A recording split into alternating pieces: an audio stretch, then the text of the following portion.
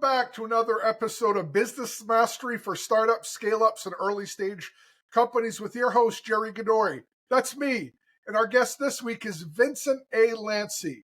Not only is he a world-class podcast coach, but he was also my book coach.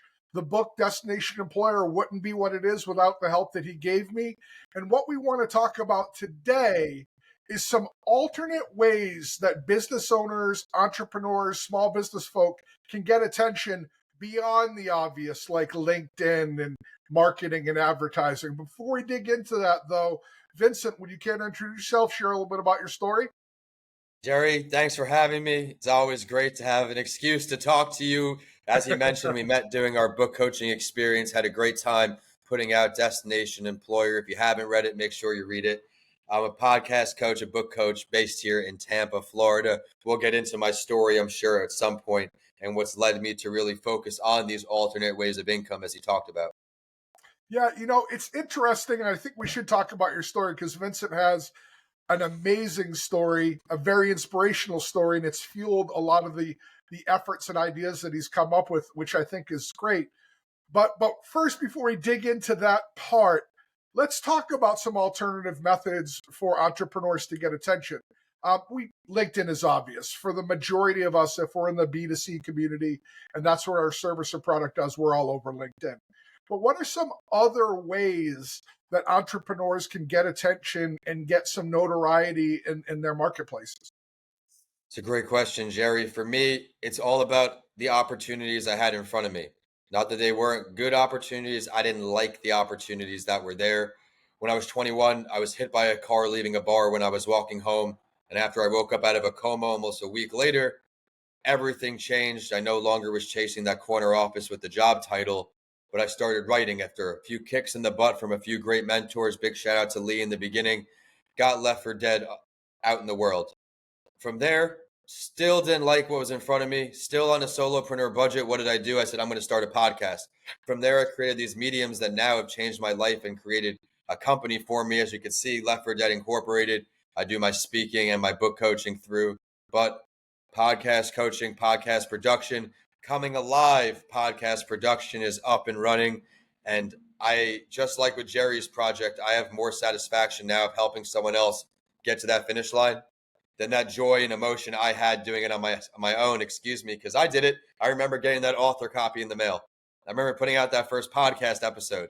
Great feelings, and they opened so many doors. And Jerry, it's great to see you now on this podcasting route. It's funny. I just realized it as I was looking at your image and you were speaking. We both rep our own company's colors. So no, that's awesome. Yeah. So what I'm hearing is you utilized books and podcasts as a way to kind of get attention and to bring yourself out to or create awareness in your market. Now, I knew about the first book. You've got more than one book out, though, correct? I've got 7 projects, got 5 of my own, 2 co-author. Got Mr. Lanci Talks Mental Health I've got here because this is mainly going to be adults watching. This is my adult, as you can say, handbook book for mental health, especially in entrepreneurship. Things get really messy upstairs sometimes. This is a practical book with 7 experts in different areas that have a few questions to help you think outside the box and a few activities to make you remember learning shouldn't stop when you're a kid. This is part of the mental health book series. I have a Healthy Mind book series for each age group. Got 1 book for entrepreneurs working remote at home. And then I was very humbled to be asked by a good friend to be in her. She does a bunch of co-author books, and Teresa's unbelievable. If you don't know Teresa Velarde, she's got a series, one on hope, inspiration, these different books, and I've been a part of both. Love the idea of co-authoring. I don't have one of my own yet, Jerry, but just the idea of bringing so many people together for one central purpose, one mission is very inspiring to me. And down the road, maybe we'll have to have you a part of mine. That sounds awesome. I would appreciate the opportunity. I'd be very grateful.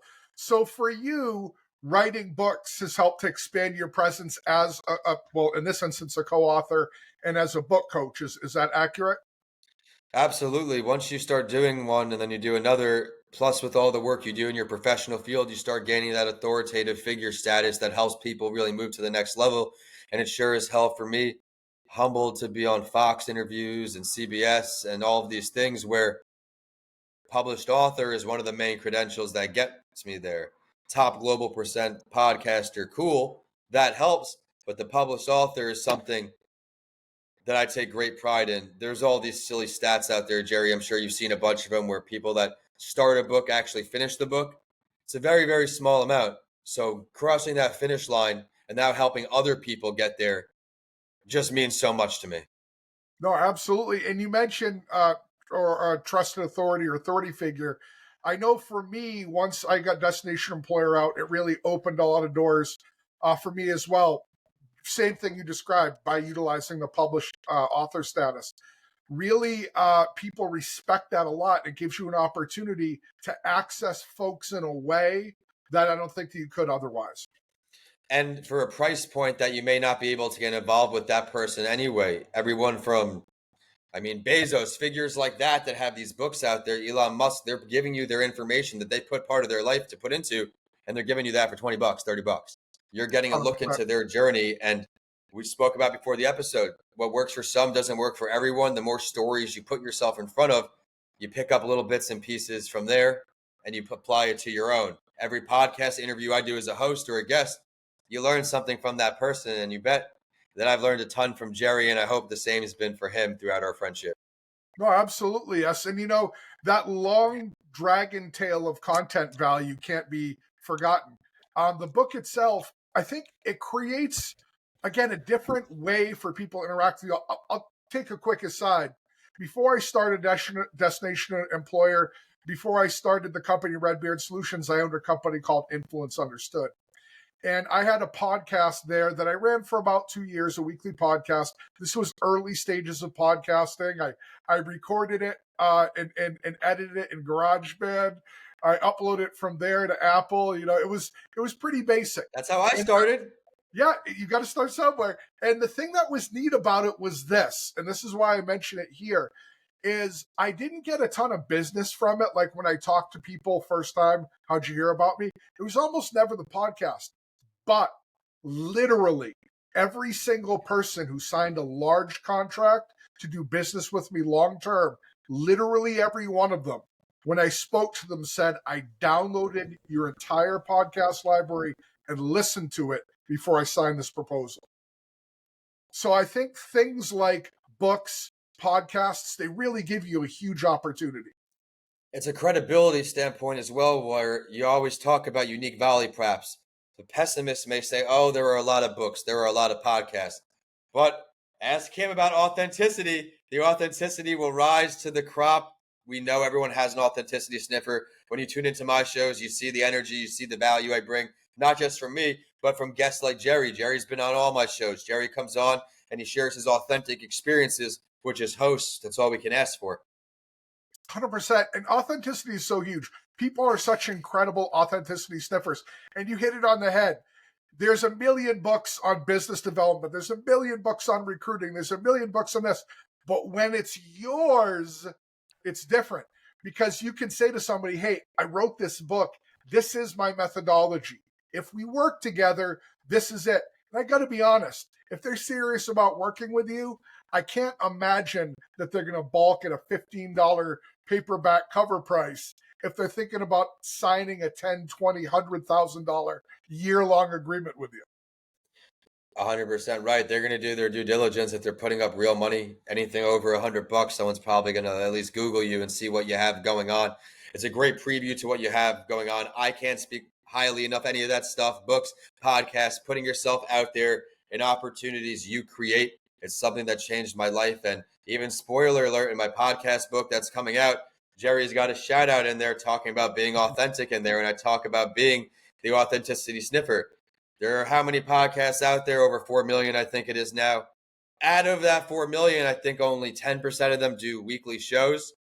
And I'm sure it gets even smaller to how many have done a month in a row of weekly shows, 2 months. So just go out there, everyone, be yourself. That's a great challenge to you. No matter whether you want to write, you want to speak in podcasting, there's a different medium for everyone. Just have to find the one that works best for you. Yeah, you said a lot there that I'd like to unpack. The first is this, and I don't mean this in a negative way at all, but as small business owners, there's more business than we could ever hope to achieve. There's no universe where you're going to take 100% of that business. So knowing that, the more that you are yourself, the more likely you are to attract and resonate with people who will get along with you long term, people who you can work with in a positive way. So the more ways you can put yourself out authentically, the more you build that authentic tribe, that authentic audience, frankly, the easier your life becomes. But the second part of what you said here, I don't want to glaze over, is writing a book, writing a podcast, creating content on LinkedIn, making a YouTube channel, writing articles for magazines. These are all different valid strategies. You do what you do best, but whatever you pick, do it consistently over time. Consistency is everything. That's why social media hates me, because I was never consistent with it. Podcasting algorithms, they'll hate you too. And that's why there's so much fallout. Same thing with entrepreneurship. Another silly statistic, how many go to year 2, year 3, and what have you. You have to be consistent or it won't happen. You have to be passionate about what you're doing or it won't happen long term. Everyone can relate to that in a different way, of course. If I didn't love podcasting or writing, chances are I wouldn't be able to carry it over now. What has the podcasting been? December 2019 for that entrepreneur show, at least one a week. If I didn't love connecting with other entrepreneurs to learn from them and help them teach my audience, I wouldn't do it past a week. 100%. That's the thing. And when you do it consistently over time, there's a lot of positive things that happen. Number one, the likelihood of you saying the right thing that clicks with somebody in the right way for them to do business with you increases. But you're also showing potential clients, potential buyers, that you are consistently going to produce something over time, which means you're likely to consistently work with them over time. It's kind of Yep. like the old adage about college degrees. It's less important what your major is. It's more important that you showed an employer that you showed up at a place for 4 years in a row, did reasonably well, and achieved the outcome. And by extension, they can expect there's a decent probability you'll do the same with them. I love that. And you couldn't have said it better. Just giving more out to the world. I've learned the free stuff is what's going to come back and bring it around full circle with paid clients. Said that very well, Jerry. Thanks. And podcasting and book coaching. So if you were talking to an entrepreneur, from their perspective in time commitment, less money because there's variables there, but in time commitment, which one do you think is the bigger commitment for an individual entrepreneur? Or is that even a fair question to ask? A book, well, it's a fair question to ask. A book is going to take longer, but it's all about breaking it down into micro goals and finding ways to consistently do it. For example, when Jerry and I worked together, we booked through this book because of organization, because of setting goals. You have to set writing goals every day. It doesn't have to be the same goal in the beginning, but eventually, once you teach yourself to actually write, setting a 5-minute timer and just getting some stuff on paper, doing it again the next day, going a little more, extending it, what have you, picking a day a week for an hour, that will get it done. As far as podcasting, there's a lot more to learn. And there's a lot more to learn, which means it's going to take you more of an investment upfront and during to do it. That is something where I do say outsource if you're not a highly determined and structured person. You have to be willing to do it weekly, like Jerry's doing. Consistency. That's more of a time commitment ongoing, but a book is not just upfront, it's ongoing. If you're writing a short ebook, you can get that done and you can cook through it. But as far as planning out the book, then actually writing the book and editing the book, putting out a finished podcast, that's easier to get done right away. If you go back to my season 1, if you do, even reach out to me because it makes me cringe and I'll never do it anymore. But there's a lot of learning lessons from hearing the way I sound on that. And then listen to one of my shows now. You will see 2 different people. You won't even recognize them, even though it's the same voice. I was structured, robotic, system. It just was awful. But I had to start somewhere. And as even as terrible as I was, people still wanted to come on the show. So I hope that's the motivation for people where if you just get something out there, just do it. I have to talk about that. I say it all the time. The courage to do anything new is the courage to publicly suck at something for a period of time. I thought for sure when I started Business Mastery for startups that it was going to be easy peasy because I'd already done one. I did a weekly podcast for 2 years. This is going to be easy. Everything had changed. First of all, video wasn't a thing back then. Podcasts were all Same, audio. same.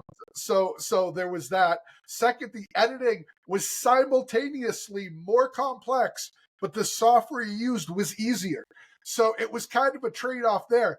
But I look back to even my first couple of podcasts and I go, oh, and I'm only, gosh, this is our 24th episode, I believe, All right. since we go. But you're right. I look back at like my first YouTube videos and stuff, and it hurts. But it's the only way you get better. It's the only It's way to get where you terrible. want to be. And I have also found that the only people who really criticize efforts are people who will not put themselves and do it themselves. And that's Yes. fine. There's no right or wrong way of living life.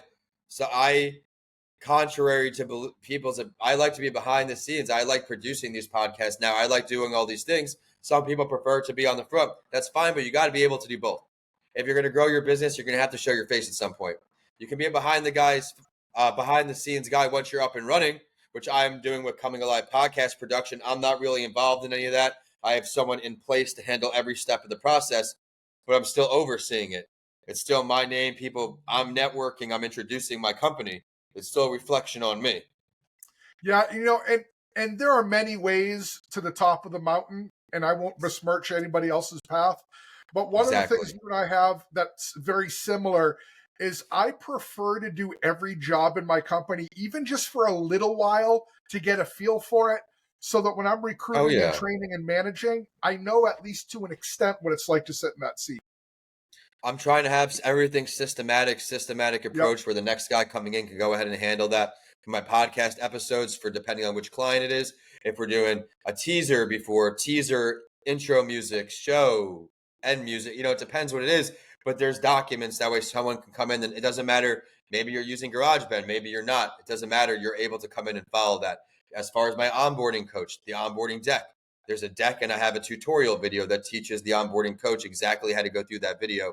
And that's important and things I learned through people on my podcast, partly doing an incubator program, all of these things you pick up by putting yourself out there. I think networking events at this point in my life aren't a strategic use of my time unless you're going to that event with the exact mission of how questions you're going to ask, who you're going to talk to. For me, putting myself on a podcast interview like Jerry's is a much better use of my time. People who are listening are actually targeted, if not clients, targeted people in my world. They care about improving small business. They care about, if they tuned into this episode's alternative ways to grow your business. Those are the type of people I need to have conversations with. Even if they're not leading directly to dollars and cents, being in their network now opens you up to their network. They may not be a target customer, but they care what you have to say, which means they may have a whole network of people wanting to start podcasts, of people who want to start books. And that's something that took years and years for me to actually understand and get my outdated view on networking out of my mind. It's interesting you say that. It highlights something that I think a lot of folks miss. When people think of networking, they think, oh, I go, whether it's virtual or in person or whatever, we'll pick on in person. I go to an event, I meet 15 people. That means I network with 15 people. That's true, but you didn't go far enough. That's not the real power of networking. The real power of networking is not who you know. It's who you know knows.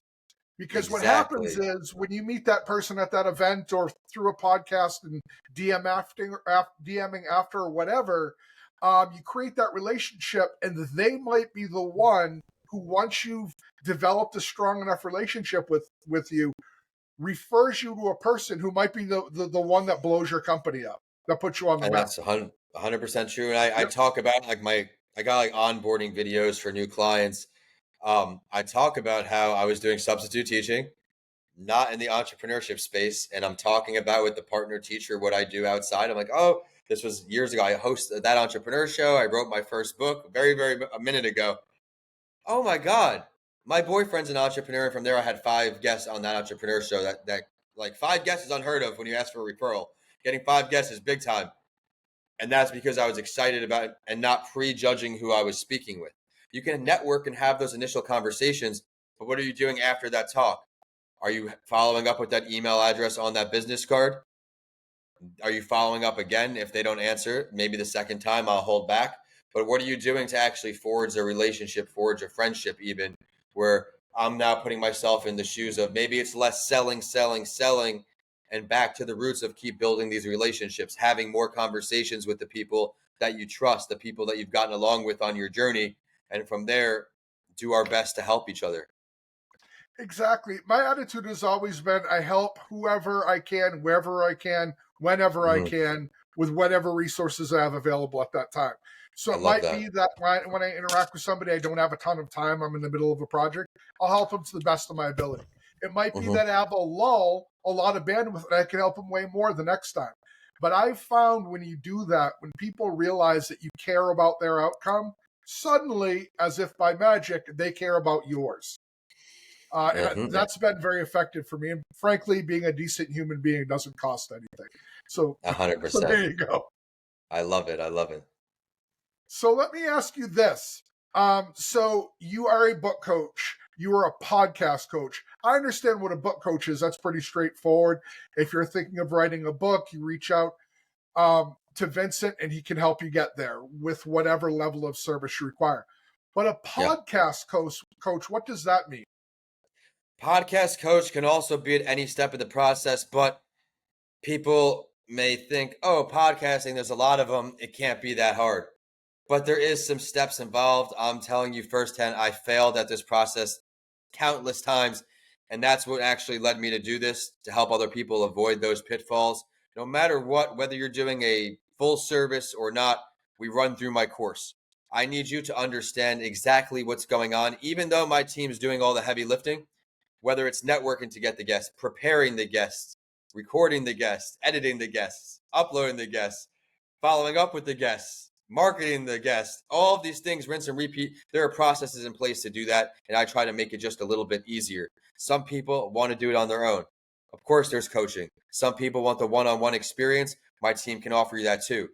But I've learned that there are people who want the full service. Many CEOs. Now I'm learning many healthcare professionals that have these budgets want to bridge the gap to getting their message across from patient to provider. And there's a lot of ways to do that.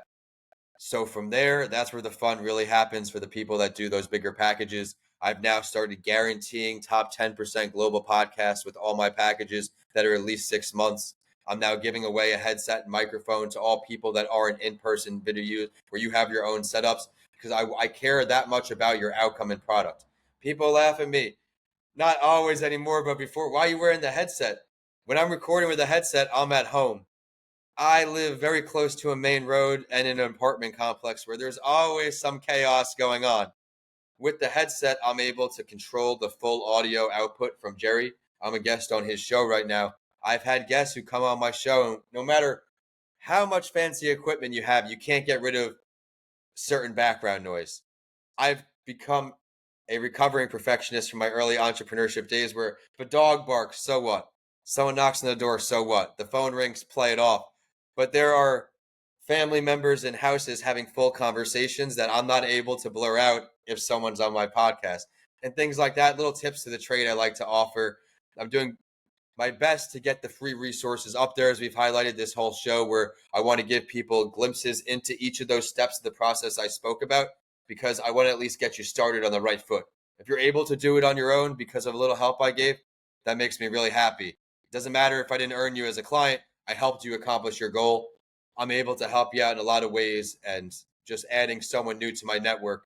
You never know what could happen. Adding some introductions to each other's network. Jonathan, big shout out to Jonathan, who's really got himself up and going as a LinkedIn expert, helping people prep for their tests. That's someone who I had the chance to work with on their book. We're working slowly but surely on that, but Jerry introduced me to him. And he is someone who I think is going to crush it with the book. I think he's Oh, at yeah. that point in his career where having that book is just going to open up big doors for him. Absolutely, yes. You said something important. Free resources for prospects, clients, and just people of interest. That's like taking a handful of seed and throwing it into a yard. 3/4 of it's not going to land. 3/4 of it's never going to be anything.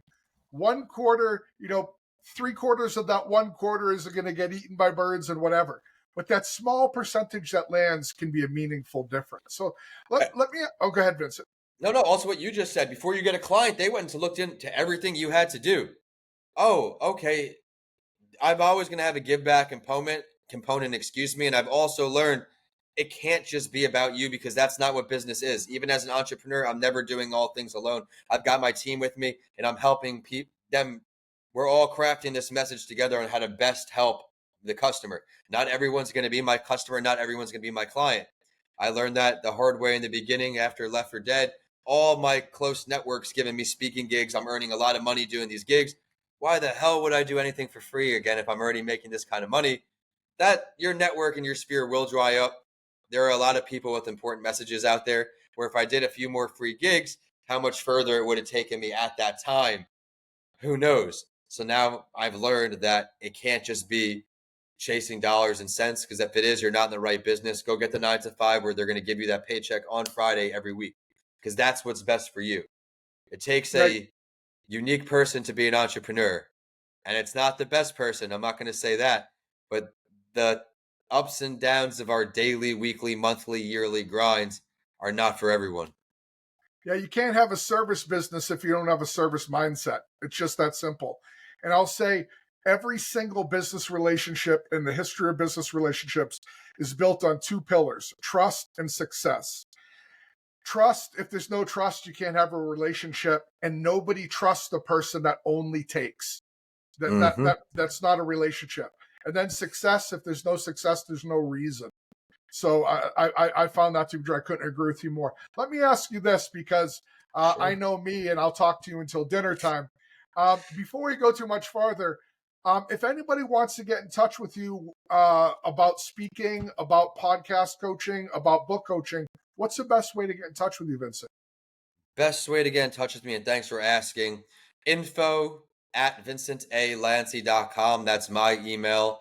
I'm depending on what you're asking, a different team member will step in and I'll send you there. But to get directly with me from there, you'll see my calendar. We did a switch over to Kajabi for the podcast university that's coming. So from what I understand, they have a calendar feature on there. So I'm not going to promote my Calendly, but depending on when this airs, it's calendly.com/Vincent A. Lanci, all things Vincent A. Lanci. And I would love to get in touch with you if there's a way I can help you with your goals.